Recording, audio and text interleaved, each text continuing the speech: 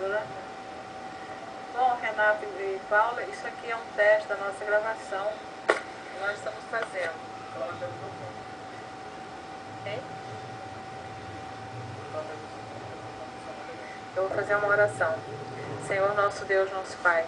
Senhor, eu quero neste momento, Senhor, te agradecer por esta oportunidade, ó Deus, que estamos tentando fazer desta programação, colocar, ó Deus, na internet algumas mensagens da Tua Palavra. Senhor, nós estamos fazendo isso somente com um propósito, para que o nome de Jesus Cristo seja exaltado e glorificado na terra. E que todas as pessoas que estiverem ao alcance dessa mensagem, que venham receber uma palavra em seus corações, palavra de salvação, de libertação, de cura, palavra de ânimo, de esperança. E esta mensagem que nós queremos pregar hoje aqui, o título dela, Ainda há Esperança. Eu não sei neste momento como você se encontra, se você já perdeu a esperança, se você tem um propósito, um sonho, um objetivo, um projeto na sua vida, qual é a esperança que você tinha o ano passado e este ano você viu que não foi ainda realizado o grande sonho, o seu grande desejo. Mas a palavra de Deus diz que no livro de Jó, no capítulo 14, versículo 7, que ainda há esperança para uma árvore, ainda que ela tenha sido cortada. Se ela estiver plantada junto ao ribeiro das águas, ela dará o seu fruto na estação própria. Eu quero deixar esta palavra para você meditar. Neste momento em que você acessou esse site, Deus está falando ao seu coração. Ainda há esperança para você. Deus não esqueceu do seu sonho. Não sei se você conhece a história de José. José foi um rapaz, foi um filho que na sua adolescência ele foi traído pelos seus irmãos. Ele era muito invejado porque o seu pai o tinha como seu filho preferido. José tinha uma vestimenta diferente dos outros irmãos. José tinha uma túnica muito bonita que foi confeccionada pelo seu pai Jacó. E ele contava para o seu pai todas as coisas que seus irmãos faziam quando estavam cuidando do rebanho de Jacó. Então José contava para o pai. E isso foi causando em seus irmãos um ciúme, uma inveja, uma contenda. E um dia eles planejaram fazer uma maldade com José. E eles pegaram José e lançaram numa cova. Eles iam matá-lo, mas o irmão dele, Rúben, o mais velho, disse, não faça isso com o jovem. Porque Rúben pretendia tirá-lo daquela cova. Mas quando Rúben se distanciou, os seus irmãos o venderam para os midianitas que vinham para ir para o Egito, estavam comprando escravos para levar para o Egito. E os seus irmãos o venderam. Então José havia tido alguns sonhos que ele via 11 molhos se curvarem diante dele. E aqueles 11 molhos representavam os seus irmãos se humilhando diante de José. E entre outros sonhos que José teve, ele contava para os seus irmãos. Então os seus irmãos o chamavam de sonhador. Mas quando José foi vendido para o Egito, ele foi para a casa de Potifar. Chegando lá, ele foi tentado pela mulher de Potifar, porque ela cobiçou José. José, com certeza, era um jovem muito bonito, uma aparência que chamava a atenção. Mas quando ele chegou naquela casa, Potifar disse para ele, olha, tudo está no seu controle. Tudo você pode governar, tomar conta, mas só a minha mulher você não toca. Mas aquela mulher tentou, assim como o diabo nos tenta. A palavra de Deus nos diz em Tiago 4, versículo 7, sujeitai-vos, pois, a Deus, resisti ao diabo e ele fugirá de vós. E José, naquele momento, ele sentiu temor de Deus e também pela confiança que aquele homem teve nele. E por mais que aquela mulher tentou, ele fugiu dela. E na última tentativa, ela segurou em sua capa e ele fugiu e deixou a sua capa na mão daquela mulher. E aquela mulher gritou para os empregados da casa, dizendo que o hebreu que o marido havia trazido tinha sido infiel com ela e com o marido dela, tentando violentá-la. E quando Potifar chegou, que ela contou essa mentira, Potifar lançou José no cárcere. E diz a Bíblia que José tinha aproximadamente 17 anos quando ele foi levado para o Egito. E ele permaneceu preso no cárcere até 30 anos. O sonho de José estava diante de Deus. E um dia ele foi chamado à presença do rei para interpretar os sonhos que o rei havia tido. E alguém que tinha ficado preso junto com José, e José havia revelado para esse copeiro um sonho que ele tinha sonhado. E José revelou o sonho e o sonho aconteceu. Então passaram 2 anos. Este copeiro estava diante do rei Faraó, quando Faraó teve aqueles sonhos das 7 vacas magras, que comiam as 7 vacas gordas, e elas permaneciam magras. Depois ele sonhou novamente que 7 espigas magras comiam as 7 espigas gordas, e continuavam as espigas magras, secas e feias. Então esse copeiro disse para o rei que ele conhecia uma pessoa no cárcere que interpretava sonhos. E Faraó mandou buscar José. E José então se barbeou, trocou de roupa e se apresentou diante do rei. Então José tinha 30 anos, passaram-se aproximadamente 13 anos. Eu não sei quanto tempo você tem esperado por um sonho, por uma realidade. Mas Deus está te dizendo nesta noite, Ele não esqueceu o seu sonho. Mas José passou por uma provação. Quem sabe, se ele saísse daquele cárcere antes, ele não estaria preparado para assumir diante de Faraó um cargo de tanta responsabilidade. Porque quando ele interpretou o sonho de Faraó, ele disse, olha, as 7 espigas magras, gordas, são 7 anos de fartura que haverá no Egito. E a mesma coisa as 7 vacas gordas, são 7 anos de fartura. E as 7 espigas magras e as 7 vacas magras representam 7 anos de fome. Eu aconselho o rei a escolher uma pessoa capaz para administrar todo o alimento que a terra produzir durante esses 7 anos, guardar, ter em depósito, porque os 7 anos de fome virão. E o rei então olhou para José e disse, onde nós encontraríamos alguém com tanta sabedoria? Você, José, será este homem, o governador. Depois de mim no trono, você é a segunda pessoa. E ali José então assumiu a posição de governador, administrou durante aqueles 7 anos todo o alimento que o Egito produziu. Ele vendia para as pessoas que vinham de longe para comprar. E nesta fome que houve, os seus irmãos vieram comprar alimento, comprar trigo no Egito. E eles não reconheceram José, que agora José já com 30 anos, com aquelas vestes típicas do Egito, aquela aparência totalmente diferente. E José reconheceu os seus irmãos, mas ele não deu a conhecer. Ele vendeu o alimento e pediu que trouxessem da próxima vez o irmão dele mais novo, que era Benjamim, que era o filho de Raquel. Raquel, a mulher que Jacó tanto amou. E ela teve José e depois Benjamim, e que ela morreu no parto. Quando Benjamim nasceu, Raquel faleceu. Mas José lembrava do seu irmão mais novo. Então, da próxima vez que eles voltaram ao Egito para comprar alimento, eles trouxeram o seu irmão mais novo, Benjamim. Então, José, quando viu o seu irmão, ele não suportou.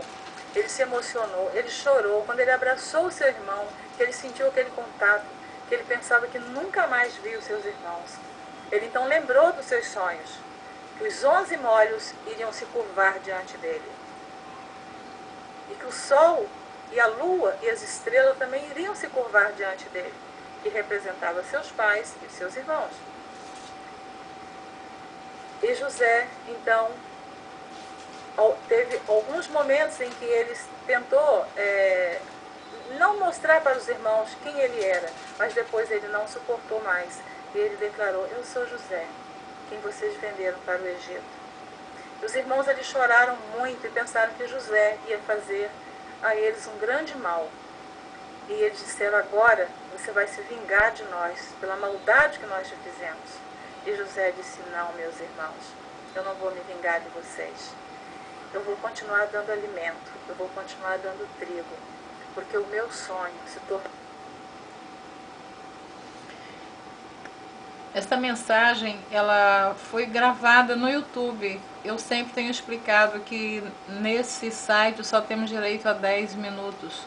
Mas eu quero dizer para você que esta história de José, você encontra ela no livro de Gênesis, a partir do capítulo 39.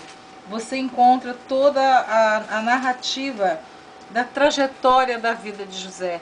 Prezado ouvinte, o que nós queremos passar para você, através desta mensagem, que José, com toda a traição que os seus irmãos lhe fizeram, com toda a maldade,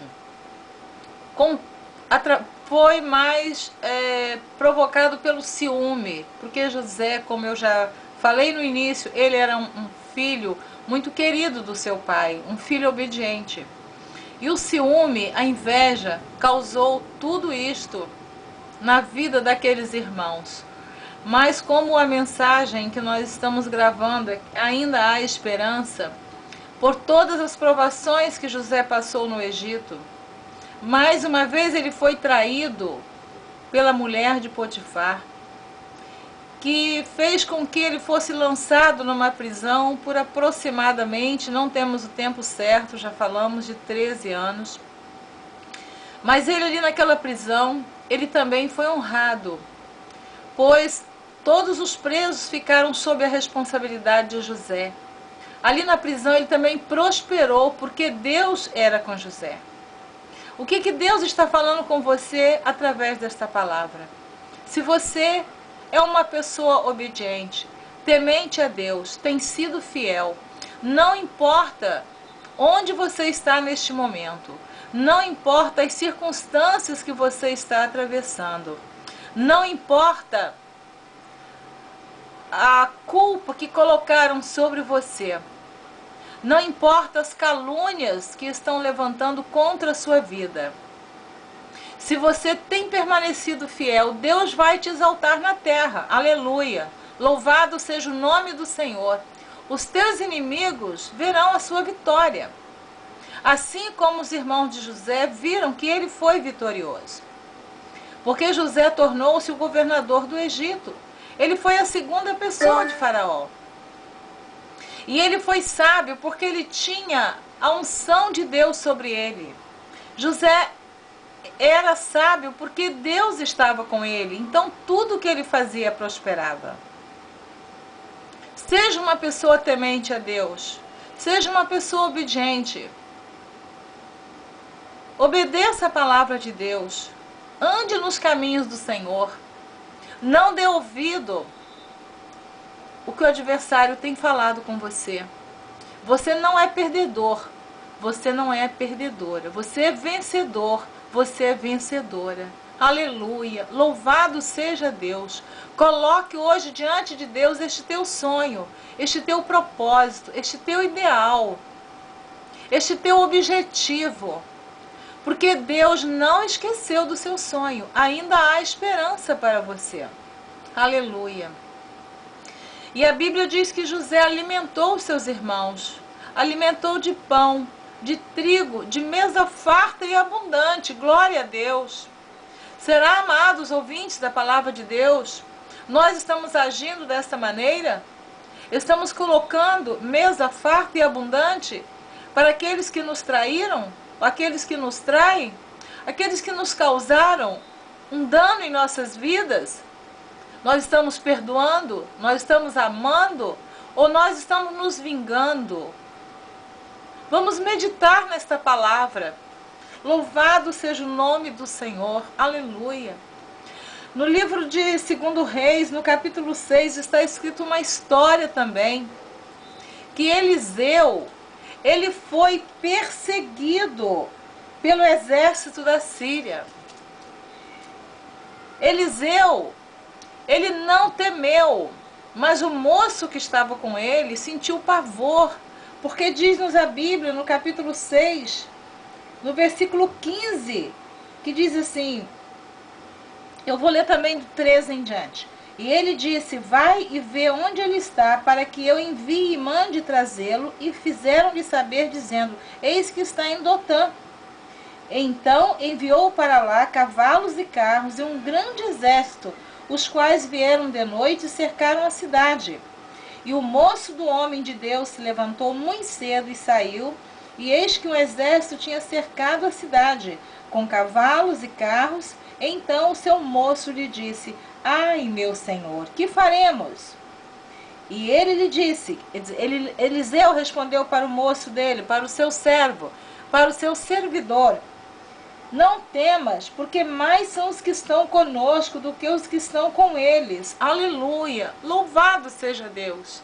Amados ouvintes da palavra de Deus, aqui foi o rei da Síria que mandou um exército contra Eliseu, porque ia matá-lo. Eliseu sabia disso, porque ele denunciava ao rei de Israel todos os planos maus que o rei da Síria planejava contra o rei de Israel. E Deus revelava ao profeta Eliseu o que ia acontecer. E Eliseu transmitia para o rei de Israel. Que bênção de Deus quando nós estamos vivendo uma vida de obediência, uma vida segundo a palavra de Deus, uma vida de retidão. Deus nos revela, Deus fala conosco. E Eliseu era o homem que transmitia ao rei de Israel o que o rei da Síria queria fazer. E o rei da Síria perguntou: como que este homem sabe? Como que o rei sabe tudo que eu planejo contra ele? Então os seus servos disseram ao rei da Síria: Ah, meu senhor, tem um profeta lá em Dotã, tem um homem lá, ele conta, ele sabe tudo e conta para o rei. Louvado seja o nome do Senhor. O profeta não é adivinho, ele recebe de Deus a mensagem. E diz-nos a Bíblia que quando o servo de Eliseu disse: Ai, meu senhor, o que vamos fazer? A cidade está cercada de um imenso exército, vamos morrer. Somos só 2, não temos arma. Mas a arma do crente não é esta arma que mata fisicamente. A arma do crente não é um revólver. A arma do crente não é um fuzil. A arma do crente não é uma metralhadora. A arma do crente é o poder de Deus na vida dele. A arma do cristão é a palavra de Deus na vida dele. Então Eliseu respondeu: Não temas, porque mais são os que estão conosco do que os que estão com eles. Você encontra este versículo no livro de 2 Reis, capítulo 6, versículo 16. Mas Eliseu ainda tomou outra iniciativa. Eliseu teve uma outra atitude. Diz no versículo 17: E orou Eliseu e disse: Senhor, peço-te que lhe abra os olhos para que veja. Veja bem, prezado ouvinte, o que é termos intimidade com Deus. Naquele momento Eliseu precisava que aquele moço, os seus olhos fossem abertos, que Deus mostrasse para ele que grande era o exército celestial que estava pelejando por eles. E continua o versículo e diz: E o Senhor abriu os olhos do moço e viu, e eis que o monte estava cheio de cavalos e carros de fogo em redor de Eliseu. Aleluia! Você pode tomar posse desta palavra pela fé, que ao seu redor tem um exército com carros de fogo para te proteger, para te guardar, para pelejar as suas guerras. Você pode crer nesta palavra? Aleluia! Eu creio que Deus está falando comigo. Quantas vezes pelejaram contra a minha vida? Mas diz a palavra de Deus que 1000 cairão ao teu lado e 10.000 à tua direita, mas tu não serás atingido. Está escrito no Salmo 91. Você conhece essa passagem? Pois quantos têm o Salmo 91 sempre em sua casa, aberto na estante? Mas nós precisamos não só ter a palavra de Deus aberta em cima de um móvel, mas ler, praticar, crer, tomar posse. Salmo 91, versículo 7 diz: 1000 cairão ao teu lado e 10.000 à tua direita, mas tu não serás atingido. Aleluia! Você que está ouvindo essa palavra, não temas. Tem um exército do céu que está velando por você. E diz-nos a Bíblia que quando aqueles homens chegaram até a cidade, Eliseu fez outra oração. Olha, irmãos, que coisa linda! Amado ouvinte, você que está ao alcance desta voz neste momento, Veja que coisa maravilhosa, o homem que tem intimidade com Deus. Naquele momento, Eliseu, ele fez uma oração a Deus e disse, no versículo 18 do capítulo 6 de 2 Reis, você pode conferir em sua Bíblia. Eliseu orou ao Senhor e disse, fere, peço-te esta gente de cegueira. E feriu-a de cegueira conforme a palavra de Eliseu. Eliseu pediu a Deus que naquele momento aqueles homens ficassem cegos, para que eles não tocassem nele. E Deus ouviu a oração de Eliseu. Deus ouve a sua oração. Aleluia! Louvado seja Deus. Creia nesta palavra. Mas quando eles ficaram cegos, Eliseu conduziu aqueles homens até o rei de Israel, aquele exército que veio com fúria para matar o homem de Deus. Amados irmãos, e diz-nos a Bíblia que quando aqueles homens chegaram onde estava o rei de Israel, a quem eles queriam matar, estavam cegos. É assim que Deus faz. Operando Deus, quem impedirá? Diz-nos a Bíblia, Isaías 43:13. Ainda antes que houvesse dia, eu sou, e ninguém há que possa fazer escapar das minhas mãos. Operando eu, quem impedirá? Aleluia! Quem vai impedir Deus agir em sua vida? Quem pode impedir? A mão do Senhor estendida está. Quem, pois, a fará voltar atrás? Você conhece esta palavra? Que quando Deus determina algo a seu respeito, ninguém pode impedir? Louvado seja o nome do Senhor. Esta palavra está escrita no livro de Isaías, no capítulo 14, no versículo 27, que diz assim, porque o Senhor dos exércitos o determinou. Quem, pois, o invalidará? E a sua mão estendida está. Quem, pois, a fará voltar atrás? Glória a Jesus, aleluia. Ó Senhor, como Tu és poderoso. Amado ouvinte, a mão de Deus estendida está. Quem pode tocar na mão de Deus? Quem pode impedir o agir de Deus na sua vida, na minha vida? Porque o Senhor dos exércitos o determinou. Quem, pois, invalidará o propósito de Deus? Ninguém jamais. Então aqueles homens saíram por ordem do rei da Síria para destruir aqueles homens de Deus. Mas eles ficaram cegos através da oração de Eliseu. E quando eles chegaram diante do rei de Israel, o rei de Israel